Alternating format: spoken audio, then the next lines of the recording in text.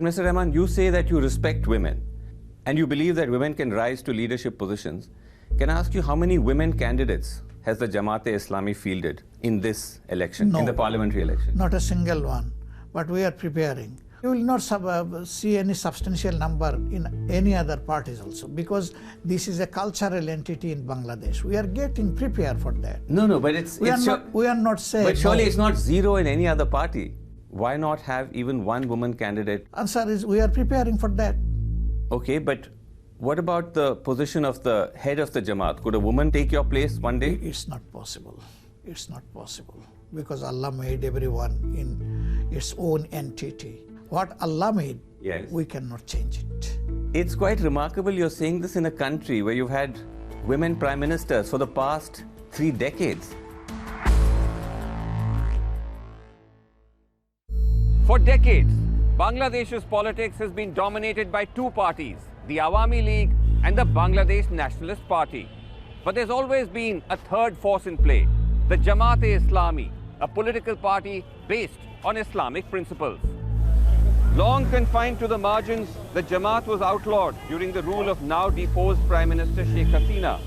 After her overthrow in August 2024, and with national elections approaching, the party is back in the spotlight. Recent polling suggests Jamaat could emerge as a major player. In this episode, I speak to the party's leader, its Emir Shafiqur Rahman. I question him about the Jamaat's controversial past, its role during the 1971 War of Independence, and its alliance with Pakistan. I press him on the party's stated commitment to introducing Islamic law. And I ask the Emir directly, what does his party's assent mean for Bangladesh's secular identity, women's rights, and the future of its democracy? Mr. Rahman, thanks so much indeed for talking to Al Jazeera. Thank you. We are speaking weeks before the election, and by all accounts, your party is set to do perhaps the best it ever has in its history. But should the people of Bangladesh be worried, because the Jamaat-e-Islami has said, your leaders have said, that you want this country to be governed by Islamic law? Thank you and welcome you here for taking my interview. You have raised a very critical question. We are going to participate in this election under the existing law of the country.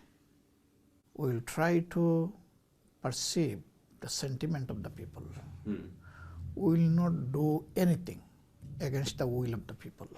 You're saying will of the people, but at a public rally in July last year, Mr. Mujibur Rahman, who I believe is your party's vice president or number 2, you were present at that rally as well. He said only Islamic laws should be followed in the national parliament in future, and there should be no place for man-made ideas or systems. But you will follow the speech of chief of the party. You mean to say yes. you reject what he says? No. I am not rejecting or receiving anything. Okay. But when you will consider a strategy from a party, then you will look to what the chief of the party is speaking. We are promoting the values which Islam recognizes. Say, for example, anti-corruption, transparency everywhere, yes, democratic rights of the people, human rights preserving. But those many would argue are already part of the statute. I guess the question is, and I think it's very important to have clarity on this, because sometimes it can appear that we get different messages from the Jamaat. If you come to power, will you bring in Islamic law? If it is essential for the betterment of the country, okay, then Parliament will decide the matter. It's not me. Parliament will decide? Yes. Parliament will decide the matter. Okay. Because you say this, you say it's still a matter of debate and discussion. That's what you seem to be suggesting. But in the past year alone, we've seen a number of positions that you've taken which seems to be pushing the country in that direction. Let's start with women. You proposed reducing working hours for women because according to Quranic principles, they can perform duties towards their children. Why would you make such a proposal in the 21st century? Who said? I never told like this. It's a proposal you made. It's been widely reported. No. What I told? Yes. A mother, at the same time, he is carrying baby, he is look after her baby, yes, and at the same time, he will perform the same duty, same hour with the gentleman. It's not a justice. At least for lactating period, while she will be childbearing. or child caring. This period they have to show honor. What we found actually, some sisters, some ladies, when she considered it's not possible to continue my job, he gave up the job. But if you reduce the hour for certain period, it's not unlimited and it's not mandatory for all. It's an optional offer. You're talking about only reducing it during the lactating period. Basically that. But if some lady decide, no, I will perform 8-hour duty, no problem. It's an option for her. But there's already the option of maternity leave. Which many women take. Only for 6 months. Yes. It's not sufficient, we feel. A child never become grown up within 6 months. Okay, because you understand that your proposal has been received in a very different way. There's actually been protests about this. People have come out onto the streets, including the women of Bangladesh. They say whether they choose to work or stay at home. If I can finish the question brother, at least. I do respect I must finish the question. They say whether they choose to work or stay at home is their personal choice. They say your proposal will push women back into darkness and restrict their independence. No question of darkness. It is a matter of showing respect to them. No question of darkness. We never told like this, and we never think like this even. It is their matter. Yes, there are some activists whose ideology is completely contradictory with us. They can come to the street. We also respect them. We show respect to the freedom of expression. They can come, but it's a very negligible section of the society. Millions of women, as you know, sir, work in Bangladesh's workforce, especially in the garment industry. Over 50% are women. And they have struggled for decades to get there. They have fought the stereotype that women have to be parents and mothers and looking after children. Men can also shoulder that responsibility. And the worry is that your proposal is rolling the clock back, that employers will now not want to hire women because of the fact that you now have restrictions on their working hours. It is your concern, but this is not the fact. I have visited few garments industry after my speech. Yes. I did not observe such thing anywhere. Rather, they feel comfort. Yes, we will get a chance to come back again in my job after 2 years or 2.5 years. But when they dropped down here, they never came back here. Okay, well, as I said, there are protests, but you've dismissed them. You said they make a very small percentage of the opinion on this. Yes, it's a beauty of democracy. Okay, but Mr. Rahman, you say that you respect women and you believe that women can rise to leadership positions. Can I ask you how many women candidates has the Jamaat-e-Islami fielded in this election, in the parliamentary election? Not a single one, but we are preparing. We have already participated in local government election where our sisters contested and succeeded. But in future, we are preparing for that in parliament also. Not a single woman candidate in this election, though? No. Why not? Yes, you will not see any substantial number in any other parties also, because this is a cultural entity in Bangladesh. We are getting prepared for that. But surely it's not zero in any other party. Why not have even one woman candidate? Already answered. What was the answer? Answer is we are preparing for that. In future, inshallah, we'll contest like this. We are not disrespectful to them in this regard. Okay, but what about the position of the head of the Jamaat? Could a woman become the head of the Jamaat, take your place one day? It's not possible. It's not possible. Because Allah made everyone in its own entity. Because you will never be able to bear a child. We will never be able to feed our breast to a child. This is God-given. And there are some differences between men and women. What Allah made, we cannot change it. I'm not able to understand. No one can change it. First of all, not all women necessarily want to be or will be mothers. But even if they are, even if they're raising children, why can't they head an organization like the Jamaat? I'm not able to understand. There are some limitation. In some cases, they will not be able to perform their duties. They will be limited. Physical in what way? Inconveniences, you know. Already, we cannot deny it. I actually don't know. Why don't know? A mother when will give birth to a child, how will perform the duty? It's possible? Never. Allah knows everything best. It's quite remarkable you're saying this in a country where you've had women prime ministers for the past 3 decades. We did not protest them. Already I said we are not disrespectful. Yes. But if you look to the world, Yes. those who are upgrade world, how many ladies came forward? Fascinating. You're saying that they can't be the head of an organization while they can be the prime minister of a country of what, 160, 70 billion people? So clearly women are capable of leadership positions. Even most of the country in the world did not consider this feasible. This is the reality of the world. Many countries have had women leaders, sir, including yours. Few countries. It's interesting because you were actually part of a government with the BNP. You were part of an alliance government. Begum Khalida Zia, a woman, was the prime minister. Yes. You think she did a good job? Yes. As prime minister? It's not our decision. It's their party decision. Okay. We should respect this party opinion. But do you think we that cannot impose anything upon anyone? Mr. Rahman, it's not just gender rights. The worry is that the rise of the Jamaat also poses a real threat to cultural diversity, to media freedoms. Your student leaders have made very provocative statements against media houses and cultural institutions that were attacked last month. Say, for example? For example? Okay.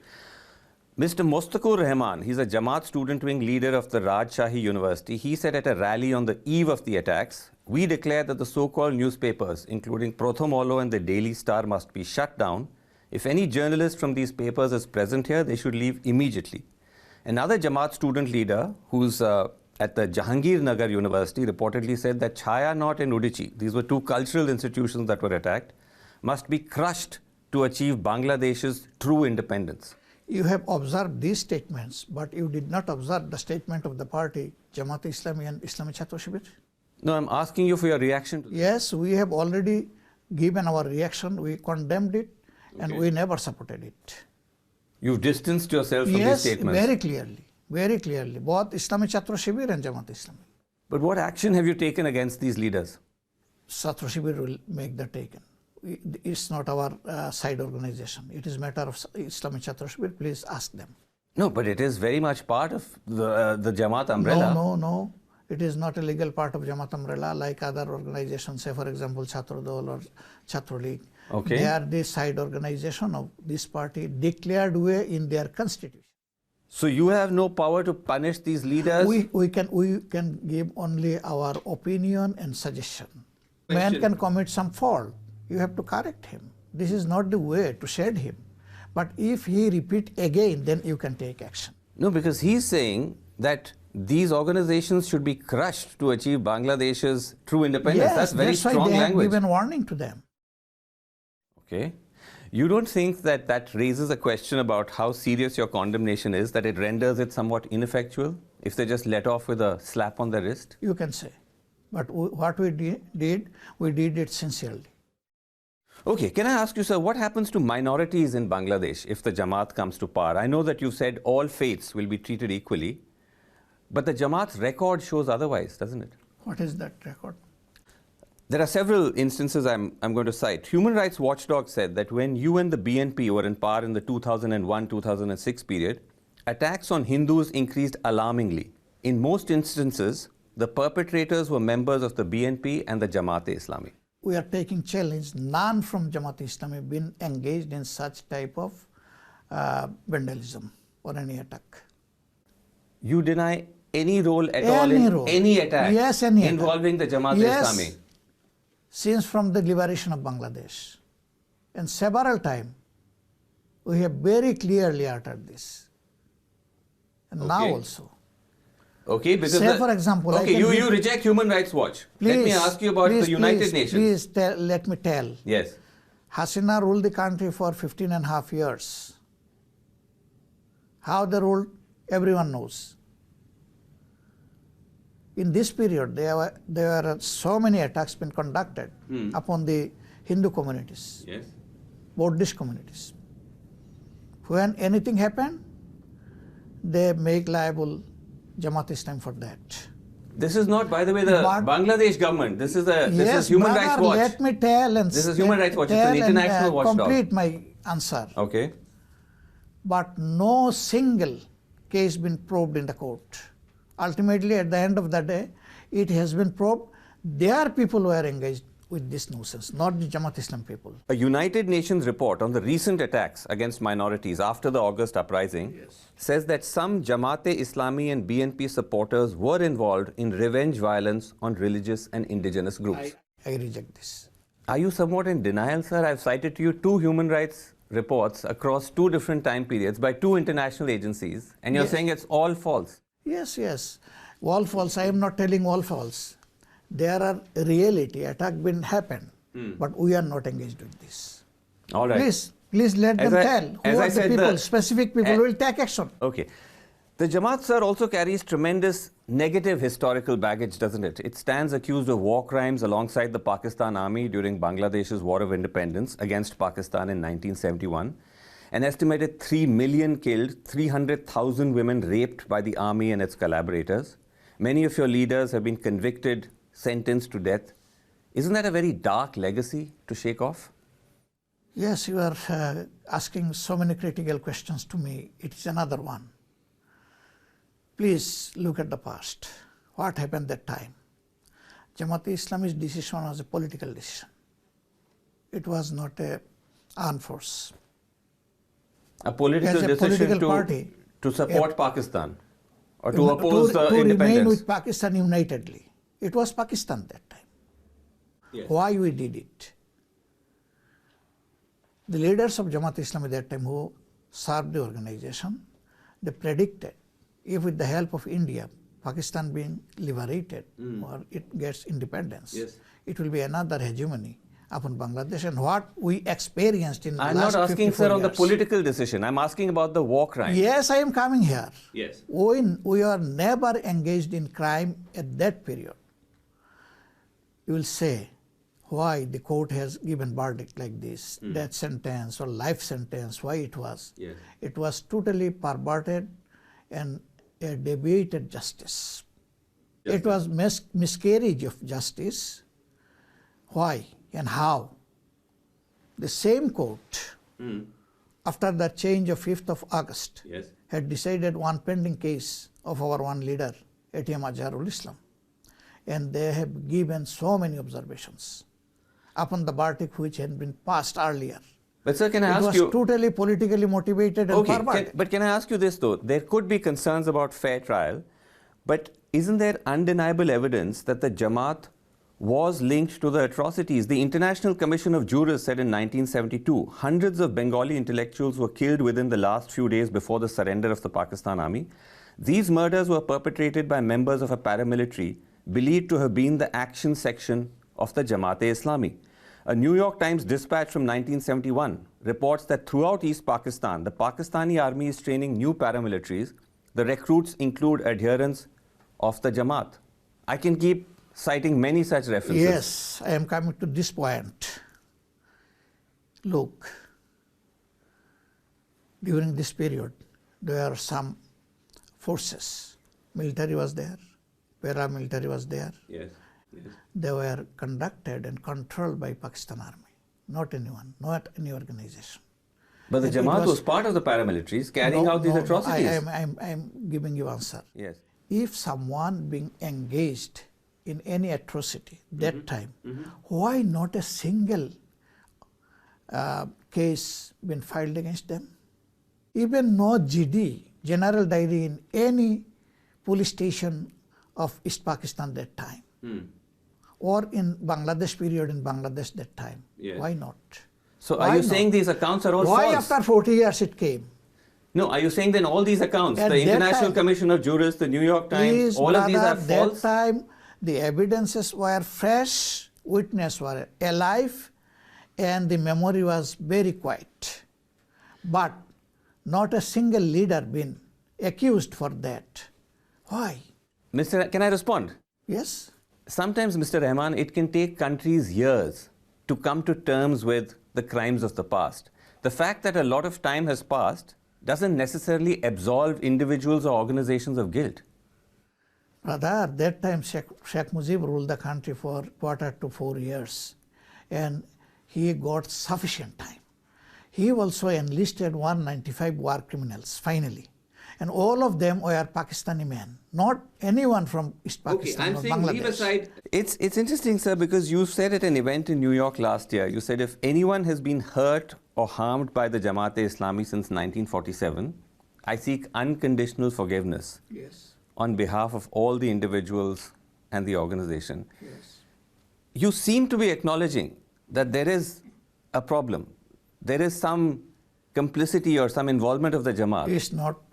Otherwise, why would you say this? It's not matter of assumption, rather because we are men. We are organization made by men. Okay. So men can commit any fault. Including atrocities in 71? Fault and atrocity is not same. I never told atrocity. Okay. I told fault. Okay. That's why I seek pardon and we'll continue it. So you're saying these millions who were killed, lakhs of women raped, the Jamaat had nothing to do with it? Who committed these crimes then? Who committed this crime?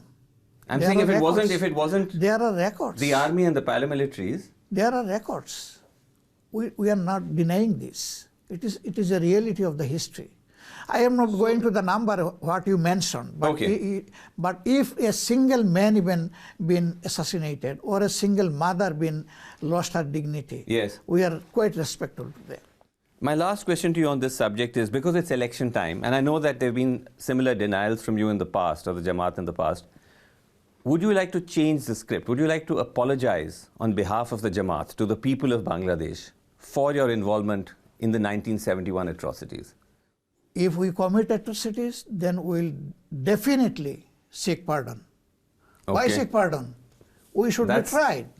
But if not, if it is a garbage upon us, if it is we are the victim of this propaganda, why I should go to do this? Okay, I guess I've got my answer. But tell me, we're coming towards the end. Ahead of the elections, another big controversy has been relations between India and Bangladesh, that are otherwise two friendly countries. But that's dramatically deteriorated because Bangladesh wants India to deport Sheikh Hasina, and India has refused so far. If you come to power, sir, how will you tackle this problem? We'll set fruitful dialogue with India because they are our neighbors. Okay. Our position is very clear. We never give any discomfort to our neighbors. Similarly, we'll hope they will give us comfort. Our relation will be brotherly, will be friendly, will be mutual respect, upon mutual respect and trust. What if India flatly refuses, though, to extradite Sheikh Hasina? No problem. We'll set further dialogue. Dialogue is the solution, not other thing. Has India reached out to you? I know that you met an Indian diplomat. Did any of this come up in discussion? Just one diplomat came to visit me after my sickness. Right. And that was not a political setup.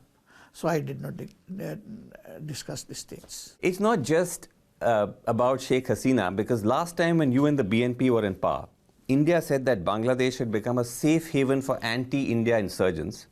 And the same accusation is being repeated now. Why question of anti-India? Rather you tell the people are pro-Bangladeshi. Why it India? We are pro-Bangladeshi.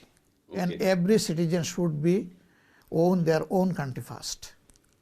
You're not more inclined towards Pakistan, as many believe? No question. You have a historical relationship with them? We have no specific inclination to any nation or country. Rather, we are quite committed to maintain a just relation with all. My final question to you, sir. This election is meant to be about change, especially the millions of young people who are part of the anti-Hasina uprising. They would like to see change. But given everything we've discussed, the Jamaat's record when it comes to women, when it comes to minorities, all of that, do you believe that you will be able to deliver change in Bangladesh? Let the people to decide the matters. I can give a simple example to you. Okay. In 5 major universities, the student union election has been conducted. There are girls and there are boys. And they are quite sensible. They have given their verdict in favor of Islamic Chhatra Shibir. Why? In favor of your student wing? Islamic Chhatra Shibir. Why? Why? They have decided the aspiration of the young people will be fulfilled through them. They have decided the prestige, dignity and privacy of our girls will be maintained by Islamic Chhatra Shibir. What the sensible people of this sector has given a message to the nation, we can perceive. All right. Well, let's see how it goes. Mr. Rahman, thank you very much indeed. Thank you so much for speaking to us and taking our questions.